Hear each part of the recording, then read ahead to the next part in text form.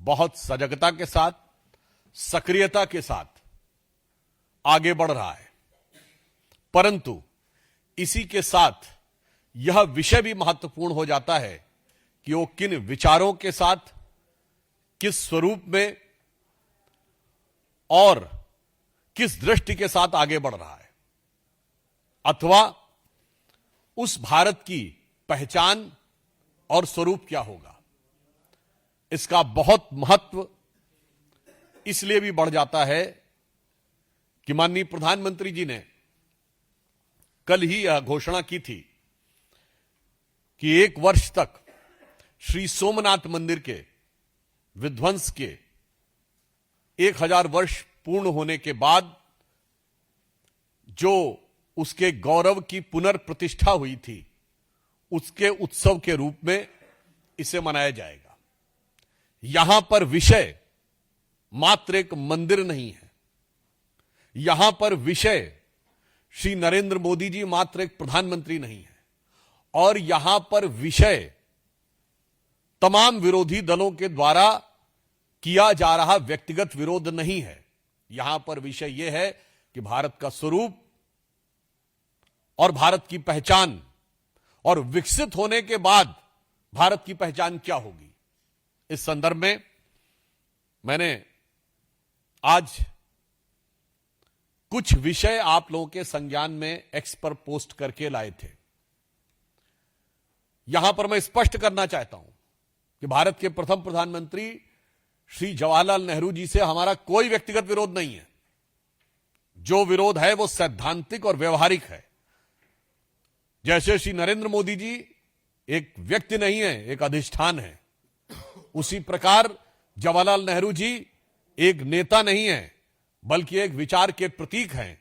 और वो विचार भारत के लिए कितना भयावह और खौफनाक था, और उसके उस असली चेहरे के ऊपर कितना बड़ा पर्दा डाल के रखा गया था, वो आज जानने की आवश्यकता है। जैसा कि आप सबने देखा होगा कि बहुत ही दुखद बात है कि अप्रैल 1951 में जवाहरलाल नेहरू जी पाकिस्तान के तत्कालीन प्रधानमंत्री को पत्र लिखते हैं, और उल्लेखनीय बात यह भी है कि लियाकत अली जो पाकिस्तान के फर्स्ट प्राइम मिनिस्टर बने, यह अंतरिम सरकार में यानी 1946 2 सितंबर को जब नेहरू जी प्रधानमंत्री बने थे तो उनके वित्त मंत्री थे, और बजट उन्होंने प्रस्तुत किया था अंतरिम सरकार का। और इस बात का उल्लेख प्रणब मुखर्जी जी ने अपनी 2009-10 की बजट स्पीच में भी किया है। उनके लिए लिखते हैं माई डियर नवाबजादे, यानी वो डियर भी हैं और नवाबजादे भी हैं। सम्मान से अभिभूत होकर वो ये कह रहे हैं कि मैं ये बात स्पष्ट करना चाहता हूं कि जो सोमनाथ का मंदिर में हो रहा है वो बिल्कुल गलत है, उसको लेकर कोई प्रचार दुष्प्रचार नहीं करना चाहिए। और इसके अलावा उसमें एक लाइन वो कह रहे हैं जो मैं आपके सामने रिपीट करना चाहता हूं। The story of the gates of Somnath temple being brought back to India from Afghanistan is completely false and there is not an atom of truth in it. तो साहब वो ये कहते हैं कि जब महाराजा रणजीत सिंह ने काबुल जीता था तो उन्होंने सबसे पहले सोमनाथ के उन दरवाजों को मांगा था कि वो कहां हैं। ये पूरी तरह फॉल्स है। There is not an atom of truth in it. अब मैं कोट करना चाहता हूं खुद कांग्रेस सरकार के द्वारा आधिकारिक रूप से published Maharaja Ranjit Singh by L S. Bakshi, page number 15, publish by ministry of information and broadcasting, new Delhi in 1992। सरकार कह रही है कि Ranjit Singh made no distinction between the Hindus and Sikhs among their subject when the combined forces of East India Company and Ranjit Singh defeated Shah Shuja in Kabul। आगे ध्यान दीजिएगा, जब उन्होंने काबुल को कैप्चर किया, one of the term inserted by Ranjit Singh ji in the treaty that followed was the doors of Somnath temple plundered by Mahmud Ghazni should be returned to India। अब महाराजा रणजीत सिंह सही हैं या पंडित जवाहरलाल नेहरू जो लियाकत अली की खिदमत में उनकी मिजाज पुरसी में लगे हुए हैं, वो सच बोल रहे हैं या भारत सरकार के द्वारा 1992 में इंफॉर्मेशन ब्रॉडकास्टिंग मिनिस्ट्री के द्वारा पब्लिश्ड बात सत्य है। यहां पर विषय यह नहीं है, यहां विषय यह है उसकी आज की प्रासंगिकता क्या है, यह भी आपको समझने की आवश्यकता है। फिर जो दूसरा उल्लेख है, आपने देखा होगा उसमें के.एम. पणिक्कर, जो उस समय कम्युनिस्ट चाइना में कम्युनिस्ट मानसिकता के थे, चीन में हमारे राजदूत थे, उनको लेटर में लिखते हैं कि नहीं नहीं ये सब बिल्कुल गलत है। अगर आप में से किसी ने जाकर किताबों में पढ़ा हो कि पणिक्कर ने जो लेटर नेहरू जी को लिखा था, उसमें यह भाव था कि भाई चेयरमैन माओ को कैसा लगेगा ये पता लग के, गजब है साहब, धर्म को अफीम मानने वाले माओवादियों के प्रति क्या अनुराग है और मुस्लिम लीग के प्रति कितना नजदीकी और अजीज मिजाज है, और हिंदू मान बिंदुओं के ऊपर गिरती हुई गाज है। और यह मानसिकता आज भी यथावत है। जो प्रियंका गांधी जी ने कहा था ना कि एक बार जो कहना है कह लो भाई, बार बार क्यों कहते हो। तो मजे की बात यह है, खानदान तो लगातार है, हमसे कहते हैं बार बार क्यों है। तो वहां बताना चाहता हूं, जो मानसिकता उस समय थी वही मानसिकता आज दिख रही है। मुस्लिम लीगी मानसिकता से प्यार, क्योंकि गठबंधन है, और माओवादी चीन की कम्युनिस्ट पार्टी से करार, और सनातन हिंदू धर्म पर भीषण प्रहार। जो तब था वही अब है, जो तब हो रहा था वही आज हो रहा है। इसलिए इसकी प्रासंगिकता और मानसिकता बहुत गंभीर है। अब यहां पर मैं एक और बात कहना चाहूंगा, हो सकता है किसी को बहुत प्रॉब्लमेटिक लगे।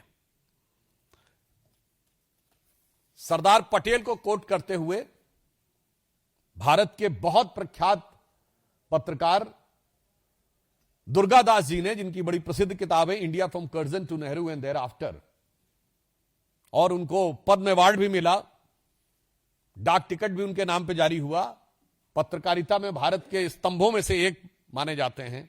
उन्होंने अपनी book India from Curzon to Nehru and thereafter में पेज नंबर 240 पे लिखा है, Patel said that his principal anxiety was to save India from the chaos by countering Anglo-Muslim aggression.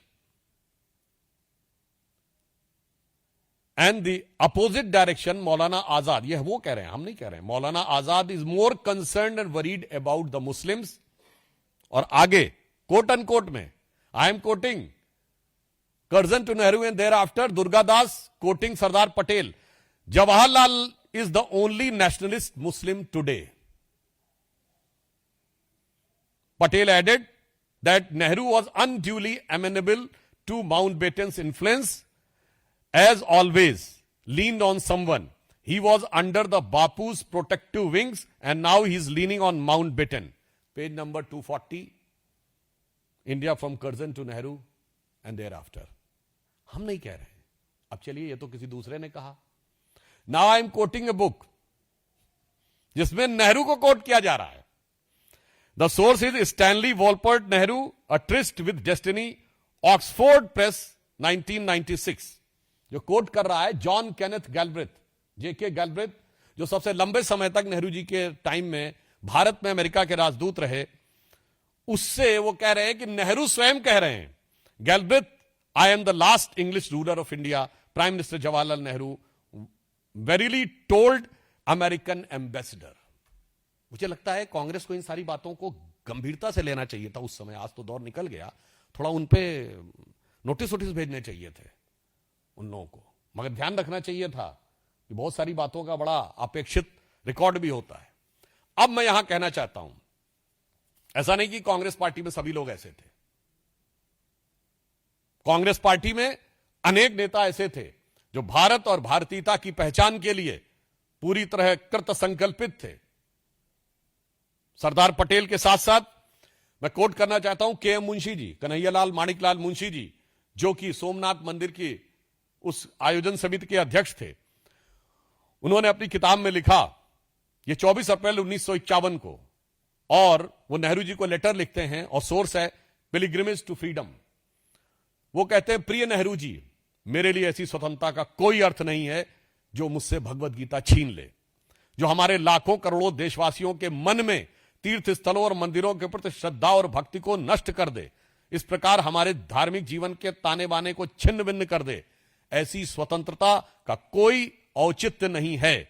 मेरा यह सौभाग्य है कि सोमनाथ मंदिर के पुनर्निर्माण का मेरा स्वप्न पूरा हुआ। मुझे भरोसा है इस मंदिर से हमारे राष्ट्र जीवन को फिर से महत्व और प्रतिष्ठा मिलेगी, जिससे हमारे देशवासी धर्म शुद्ध रूप का साक्षात्कार कर सकेंगे और अंदर से आत्मविश्वास जागृत होगा, जो स्वतंत्रता प्राप्ति के बाद अत्यंत आवश्यक है। कांग्रेस के एक नेता कह रहे हैं कि स्वतंत्रता प्राप्त के बाद स्वतंत्रता की सार्थकता के लिए किस चीज के लिए आवश्यक है। अब मैं नेहरू जी की कैबिनेट के एक मंत्री को कोट करना चाहता हूं। वीएन गाडगिल जी ने अपनी किताब गवर्नमेंट फ्रॉम इनसाइड में लिखा, नेहरू जी को हमेशा पाकिस्तान में प्रचार की चिंता लगी रहती थी। मैं पूछना चाहता हूं, आज कांग्रेस में सबसे ज्यादा चिंता पाकिस्तान में ही प्रचार की है ना? आप लोग भारतीय मीडिया से हैं, पर जितनी सुर्खियां पाकिस्तान की मीडिया में बटोरी है हमारे विपक्ष ने, उतनी पाकिस्तान के नेताओं ने नहीं बटोरी पाकिस्तानी मीडिया में। तो वो कहते हैं कि सोमनाथ मंदिर के पुनर्निर्माण की घोषणा ने, ये वीएन गाडगिल जी कह रहे हैं, घोषणा ने करोड़ों भारतवासियों के मन में उत्साह और हर्ष की लहर उत्पन्न कर दी है। गाडगिल जी आगे लिखते हैं कि पीडब्ल्यूडी मंत्री के नाते मैंने नेहरू जी के आदेश पर कई मस्जिदों और दरगाहों की मरम्मत सरकारी खर्च पर करवाई है। अब बताइए साहब, उनका मिनिस्टर कह रहे हैं कि उन्होंने नेहरू जी के आदेश पर सरकारी खर्च से मस्जिदों और दरगाहों की मरम्मत कराई है, परंतु यदि मंदिर का निर्माण स्वयं प्रेरणा से भी हो रहा है तो उसमें जाने से परहेज करना चाहिए। मुझे लगता है कि यह दर्शाता था कि भारत की स्वतंत्रता के बाद भी मानसिक रूप से हम मैकाले की मानसिकता से भरे हुए थे। इसलिए माननीय प्रधानमंत्री जी ने जो बात कही है कि मैकाले की मानसिकता से अगले 10 वर्ष में मुक्त होना है, और मैकाले की मानसिकता का जो प्रभाव हमारी उस समय की सरकार और तत्कालीन प्रधानमंत्री जी पे था, जबकि कांग्रेस पार्टी के अंदर ही एक नहीं अनेक नेता, जिसमें मैंने 2 का नाम बनाया, के एम मुंशी, वीएन गाडगिल नहीं, पुरुषोत्तम दास टंडन, डॉक्टर राजेंद्र प्रसाद, के एम मुंशी, सी राजगोपालाचारी, सरदार पटेल, ये सब लोग इस विचार के थे, डॉक्टर संपूर्णानंद, परंतु उन विचारों को ध्वस्त करके उस मानसिकता का जो आवरण बना के रखा था, तो मैं कह सकता हूं भारत को मानसिक गुलामी से मुक्त करने का अभी भी अंतिम चरण बाकी है, जिसे हम लोग एक जमाने में एक पंक्ति बोलते थे कि उगा सूर्य कैसा कहो मुक्ति का, ये उजाला करोड़ों घरों में न पहुंचा। तो उसकी एक पंक्ति है, न संयम न निष्ठा न एकात्मता है, भरी है मनों में अभी तक गुलामी, वही राग अंग्रेजियत का पुराना, सुनाते बड़े लोग नामी गिरामी, प्रजातंत्र की धार उतरी गगन से, मगर नीर जन सागरों तक न पहुंचा, उगा सूर्य कैसा कहो मुक्त का, ये उजाला करोड़ों घरों तक न पहुंचा। इसलिए आज आवश्यकता है उस यथार्थ को दुनिया तक पहुंचाने की, भारत के उस आत्म गौरव को, भारत की उस शक्ति को और भारत की उस श्रेष्ठता को सम्मान देने की, जो संपूर्ण विश्व को मार्गदर्शन देना चाहती है, और इसके द्वारा भारत की अस्मिता भी अविभाज्य रहती है। जब आप श्री सोमनाथ के आगे श्रद्धा से सर झुकाते हैं, तो वही श्रद्धा का भाव आपके मन में उत्तर में अमरनाथ से लेके दक्षिण में रामेश्वरम तक और मल्लिकार्जुन से लेकर काशी विश्वनाथ तक जुड़ जाता है। और इतना ही नहीं, वही श्रद्धा का भाव काशी विश्वनाथ से आगे बढ़कर काठमांडू के पशुपतिनाथ तक, कैलाश मानसरोवर तक और पाकिस्तान के कटास राज तक जुड़ जाता है। यह भारत की अविच्छिन्न पहचान और अस्मिता का प्रतीक है। दुख की बात यह है कि आज कांग्रेस जिस प्रकार से उन चीजों का बचाव करने में रुकी है। भाई नेहरू की हर चीज तो आपने छोड़ दी, अब तो नेहरू टोपी भी आप नहीं पहनते, अब तो उनके नेता ने कुर्ता पजामा भी पहनना छोड़ दिया है, कांग्रेस सेवा दल में भी कैफ हटा दी है, नेहरू की हर चीज छोड़ दी है, मतलब जात पात भाषा प्रांत सब कुछ पे तो आ गए हैं, तो भाई ये भी छोड़ दीजिए, काहे बचाव करने में लगे। तो इसलिए अंत में मैं सिर्फ यह कहना चाहूंगा